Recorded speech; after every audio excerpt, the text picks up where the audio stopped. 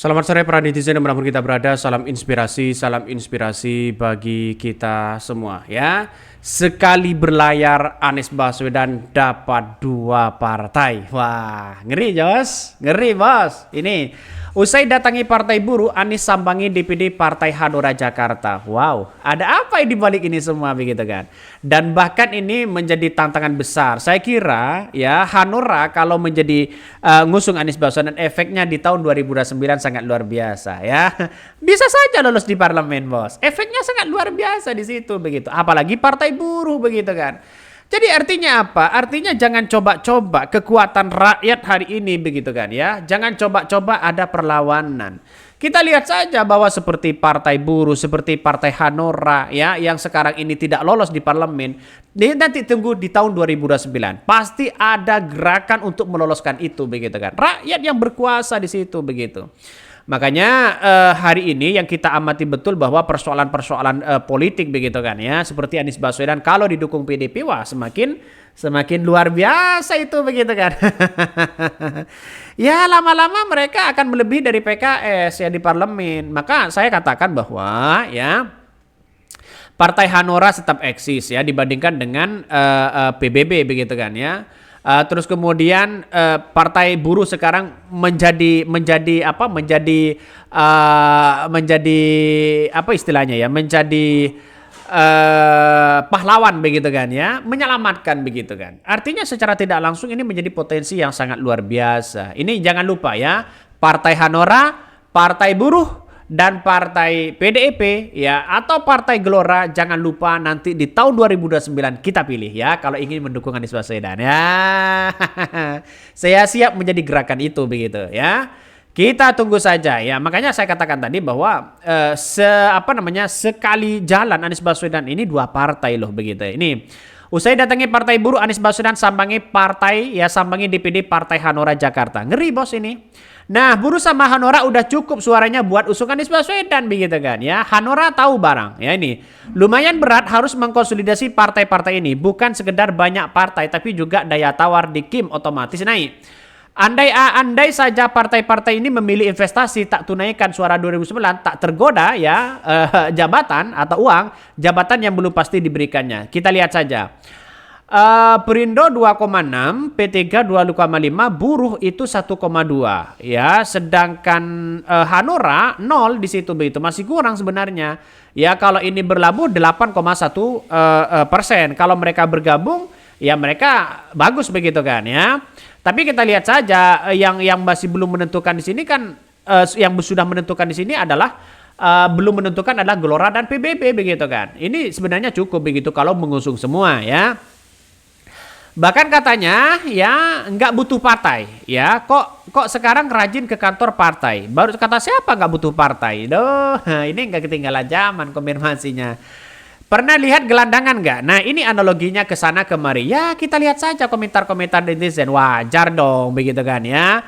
Kita lihat saja apa yang kemudian ini negara kita begitu. Ada kontestan. Kalau ada orang yang menyebutkan adalah ngemis-ngemis pada partai, petugas partai, mungkin mereka salah mengartikan demokrasi. Yang namanya kontestasi di situ, ya, yaitu saling adu gagasan. Yang namanya kontestasi itu adalah saling bagaimana citra yang baik kepada partai. Siapa yang usung berarti kan citranya yang baik. Ini kan ada kontestan. Beda dengan orang yang minta ngemis sana sini, berbeda, tidak dilandasi dengan secara hukum. Kalau ini kan dilandasi secara hukum, bos. Logikanya gimana begitu kan ya? Yang namanya apapun dilandasi dengan secara hukum, namanya undang-undang demokrasi. Ya sah saja mau kemana ke sana ke sini kemari, wajar dalam dunia politik ya. Beda dengan orang-orang yang hanya nyinyirin, minta-minta di situ begitu kan, penjilat di situ begitu kan. Itu berbeda bos ya. Jadi artinya apa ya bagaimana lagi begitu kalau sudah pendukung-pendukung mereka begitu kan. Jadi artinya apa, kita harus waras berpikir ke depan ya, siapapun orangnya yang penting pro terhadap rakyat. Itu yang kita tekankan begitu kan. Makanya saya pribadi begitu kan ya sebagai dakwah ini begitu, yang penting adalah bisa mengayomi rakyat masyarakat Indonesia itu sendiri dan tidak gila jabatan seperti pemimpin-pemimpin itu begitu kan ya. Makanya dengan adanya situasi seperti ini, Anies Baswedan saya kira bisa begitu kan. Buat apa? Banyak calon tapi ya itu aja mereka begitu kan. Tapi kita lihat saja ya, kerajinan, kejujuran itu penting. Ini usai datangi Partai Buruh, Anies Baswedan sambangi DPD Partai Hanura Jakarta. Ngeri ya. Mari kita baca. Anies Baswedan mengunjungi DPD PDP Jakarta DKI Jakarta sore. Bahkan sebelumnya Anies mendatangi posko Partai Buruh di Tabet, Jakarta Selatan. Anies tiba sekitar pukul 17 WIB ya, kedatangan langsung disambut oleh Ketua DPD Partai Hanura DKI Jakarta, Jafar Bajebar. Ya, bahkan selain itu ex-gubernur ya dari Jakarta ini disambut jajaran DPD Partai Hanura. Ngeri bos ini, ngeri. Kalau Hanura ini masuk begitu kan artinya luar biasa begitu.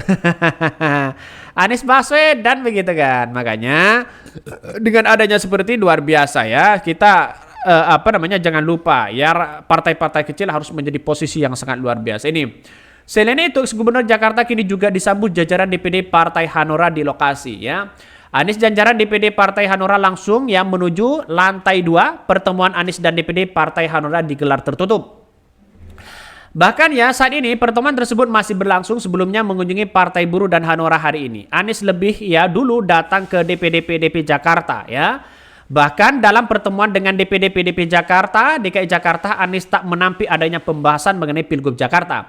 Namun menurut Anies meski pembahasan hal-hal yang terkait Pilgub Jakarta, ia tetap menunggu keputusan resmi dari DPP PDIP. Jadi artinya apa? Artinya bahwa apa yang kemudian dilakukan oleh Anies Baswedan, ya yang namanya silaturahmi politik nggak ada masalah begitu kan.